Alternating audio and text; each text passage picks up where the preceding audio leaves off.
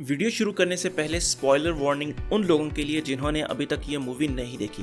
तो आप पहले मूवी देख लें, बाद में ये वीडियो देख लें।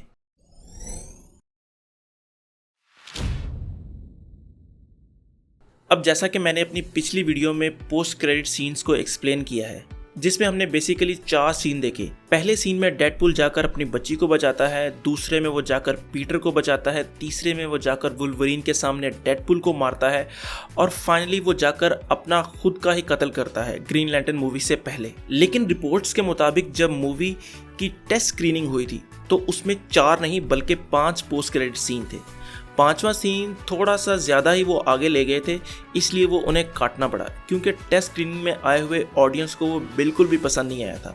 तो इसलिए उन्होंने वो सीन वहाँ से डिलीट कर दिया, जो कि हमें अगर आप मूवी देखने जाएंगे तो आपको उस मूवी में नज़र नहीं आएगा। अब वो सीन कुछ यूँ है कि ग्रीन लैंटर्न वाले सीन के बाद डेडपूल दोबारा टाइम ट्रेवल करके पहुँचता है एक हॉस्पिटल के अंदर और चिल्ड्रन वार्ड में दाखिल होता है, जहाँ पर कैमरा पूल से हटकर एक बच्चे पर जाता है और डेडपूल उस बच्चे का गला घोंटकर उसको कत्ल कर देता है।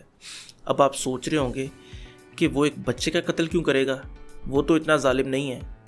तो आपको बताता चलूँ कि वो बच्चा हिटलर था और डेडपूल उस सीन में कहता भी है कि तुम लोग बाद में मेरा शुक्रिया अदा करोगे। अब ये सीन डिलीट क्यों किया गया, इसकी वजह तो आप समझ ही गए होंगे।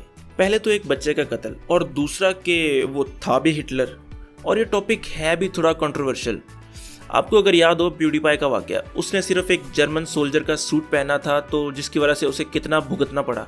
उसके लिहाज से वो एक जोक था, मगर मेन स्ट्रीम मीडिया ने उस चीज़ को इतना उछाला कि बड़ी बड़ी कंपनीज ने उससे डील्स ख़त्म कर दी।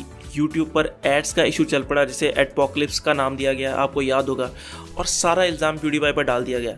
तो शायद इस तरह की कोई कंट्रोवर्सी से बचने के लिए उन्होंने वो सीन काट ही दिया।